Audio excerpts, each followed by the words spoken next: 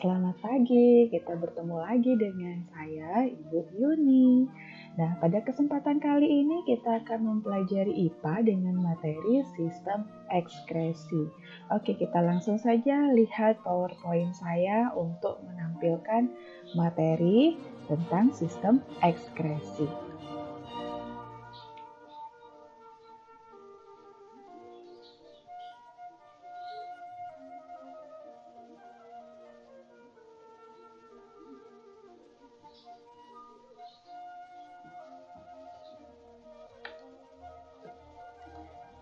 Nah, perkenalkan saya Diputu Wahyuni SPD, instansi dari SMP Negeri 2 Gianyar.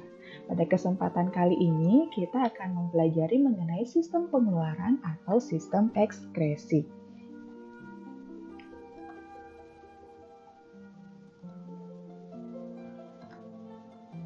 Nah, fungsi umumnya sendiri yaitu proses pengeluaran zat-zat sisa metabolisme dari sel, jaringan, dan tubuh itu disebut sistem ekskresi. Nah, proses pengeluaran itu sendiri selalu melibatkan proses osmoregulasi, yaitu suatu proses untuk memelihara tekanan osmosis dalam tubuh manusia dalam menghadapi kondisi lingkungan. Nah, pengertiannya sendiri yaitu sistem pembuangan zat-zat sisa pada makhluk hidup seperti karbon dioksida, urea, racun, dan lainnya. Nah, selain itu, proses ekskresi juga diartikan sebagai proses pembuangan zat-zat sisa metabolisme ya seperti zat limbah, urea, racun, atau ya hal-hal yang tidak diperlukan oleh tubuh itu dikeluarkan oleh organ ekskresi melalui hati, ginjal, kulit, dan paru-paru.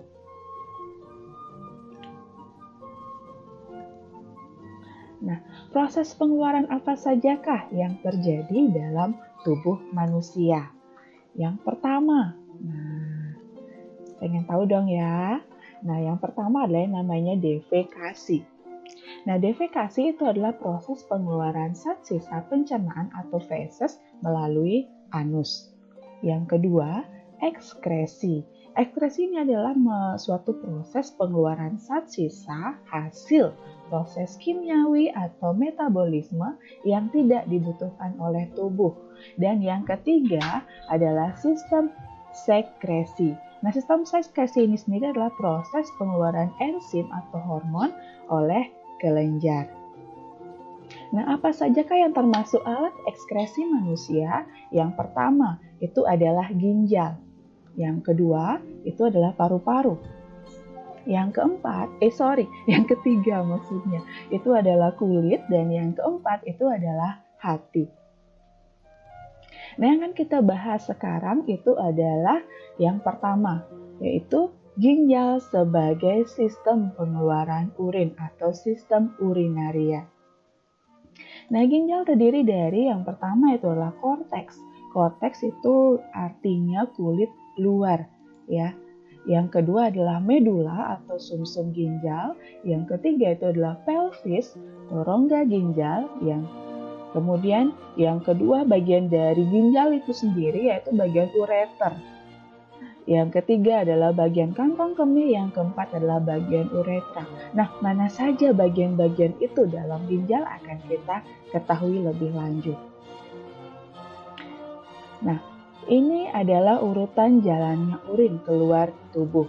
Yang pertama itu adalah dari ginjal. Nah, ini yang nomor 1, ini yang namanya ginjal ya anak-anak ya. Yang kedua itu adalah ureter. Nah, ini adalah ureter. Ya, seperti selang. Dia menuju ke kantong kemih. Ini namanya kantong kemih dan ini pengeluarannya namanya uretra. Dan terakhir dia akan keluar tubuh. Nah, di manakah letak ginjal dalam tubuh manusia? Nah, kita ketahui bahwa ada banyak organ dalam tubuh manusia.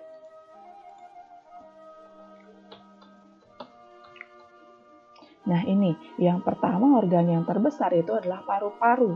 Yang kedua itu ada lambung, ada hati, empedu, ya, kemudian baru ginjal di sini. Ini 1, 2, itu ada 2 ginjal. Kemudian ada usus besar dan ada usus halus.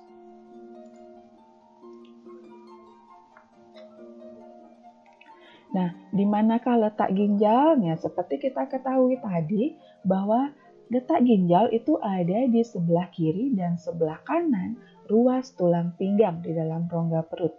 Nah, mengapa letak ginjal sebelah kiri itu lebih tinggi daripada ginjal sebelah kanan? Itu karena letak hati yang lebih besar di sebelah kanan. Nah, kemudian ini adalah gambaran ginjal pada tubuh manusia. Nah, seperti ini ya.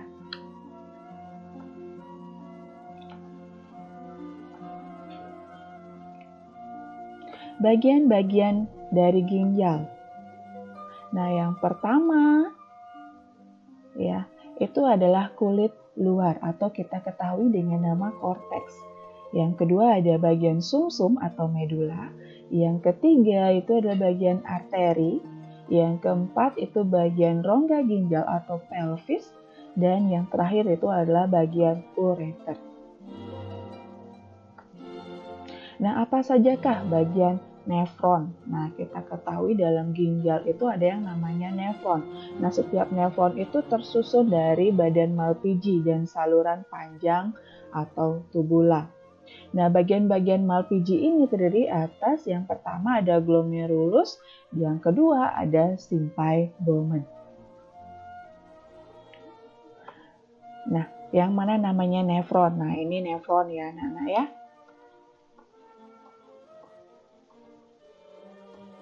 Ya, itu ya.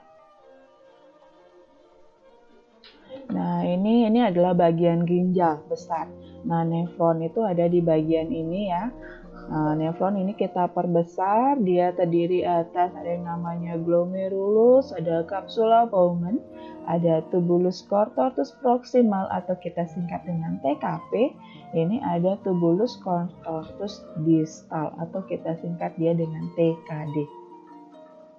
Nah, ini ada saluran pengumpul terakhir. Nah, proses apa sajakah yang terjadi pada nefron? Yang pertama itu ada namanya proses filtrasi.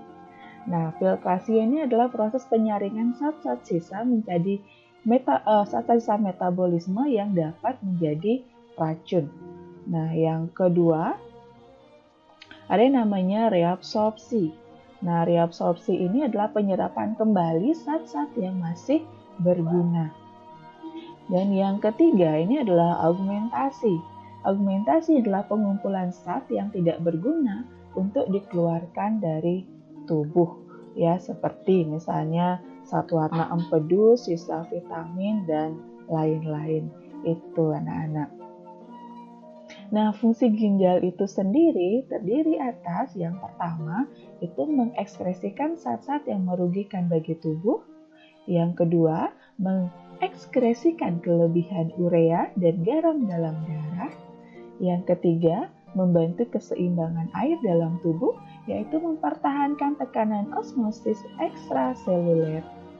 Yang keempat, mengatur konsentrasi garam dalam darah dan keseimbangan asam basa darah. Ya, penting sekali ya ternyata manfaat dari ginjal itu. Nah, cara kerja ginjal itu yang pertama, darah yang banyak mengandung zat sisa metabolisme itu masuk ke ginjal melalui pembuluh nadi ginjal. Nah, cairan yang keluar dari pembuluh darah itu masuk ke nefron.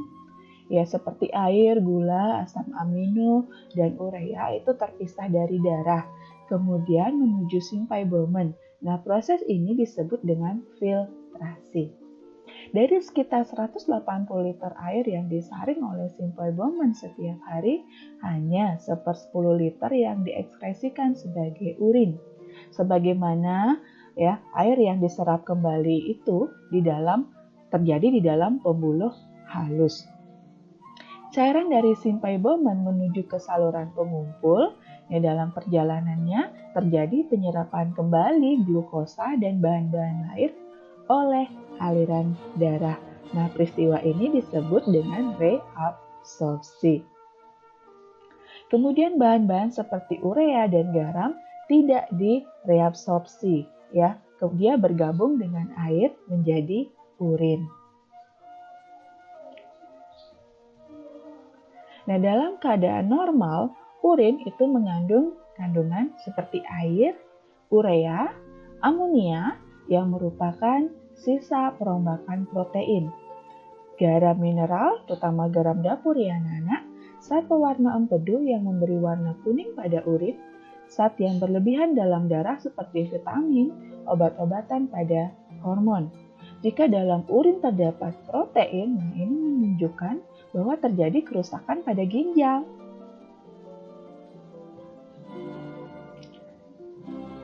Nah, ini adalah penyakit yang terjadi pada ginjal. Yang pertama, itu adalah nefrosis. Nefrosis itu adalah sebuah gejala di mana membran glomerulus itu bocor, menyebabkan sejumlah besar protein keluar dari darah menuju urin. Yang kedua ada nefritis, ya. Nah, ini adalah sebuah radang ya, yang terjadi pada membran filtrasi glomerulus di dalam corpusculum renalis akibat reaksi alergi. Kemudian selanjutnya ada pyelonefritis, ada sistisis, ada batu ginjal. Nah, batu ginjal ini terbentuk dari asam urat anak-anak, kelebihan kalsium, fosfat, asam oksalat, ya, dan kandungan fosfor lainnya. Nah, kemudian kelainan pada ginjal lainnya. Ada albuminuria, ada hematuria, ada nefroliatiasis, ada nefritis. Nah, nefritis ini cukup terkenal di kalangan masyarakat awam. Itu adalah sebuah radang ginjal di bagian nefron. Ini terjadi akibat peradangan pada glomerulus. Nah, kemudian ini yang paling serem nih ya, ada gagal ginjal. Ya, kemudian yang paling sering kita ketahui pada orang-orang tua itu adalah penyakit diabetes. Ya, ternyata penyakit diabetes itu berasal dari gangguan ginjal. Ya, ada diabetes insipidus, ada diabetes mellitus. Kemudian kalau yang diabetes insipidus itu diakibatkan dari kekurangan hormon antidiuretika. Dan diabetes mellitus itu diakibatkan oleh kekurangan hormon insulin, ya. Kemudian yang terakhir ada uremia. Ya, ini adalah gagal ginjal hingga menyebabkan dia gagal ginjal. Kalau dia sampai gagal ginjal, berarti tubuh sudah tidak bisa lagi mengekskresikan cairan, ya. Sehingga orang tersebut harus melakukan yang namanya cuci darah. Ya, bukan dicuci pakai rinso ya anak-anak. Jadi ada sebuah mesin ya, sebuah alat yang dipergunakan khusus untuk mencuci darah pada seseorang. Ya. Nah, berdasarkan materi di atas, apakah sudah bisa dipahami? Ya, kalau sudah bisa dipahami, kalian coba pertanyaan-pertanyaan berikut. Nah, silakan kerjakan di buku latihan. Ya, bisa mencari informasi berdasarkan informasi yang sudah Ibu sampaikan tadi. Nah, ini silakan dikerjakan ya anak-anak. Ya, nanti kita akan bahas pada pertemuan selanjutnya. Oke, sampai di sini pembahasan kita pada pertemuan kali ini. Untuk pertemuan berikutnya kita akan membahas mengenai kulit. Oke, sampai di sini dulu pertemuan kita pada pagi hari ini. Sampai jumpa. Silakan selalu jaga kesehatan kalian, tetap cuci tangan, jaga jarak, dan stay home. Oke, sampai di sini penyampaian materi saya akhiri dengan ucapan terima kasih.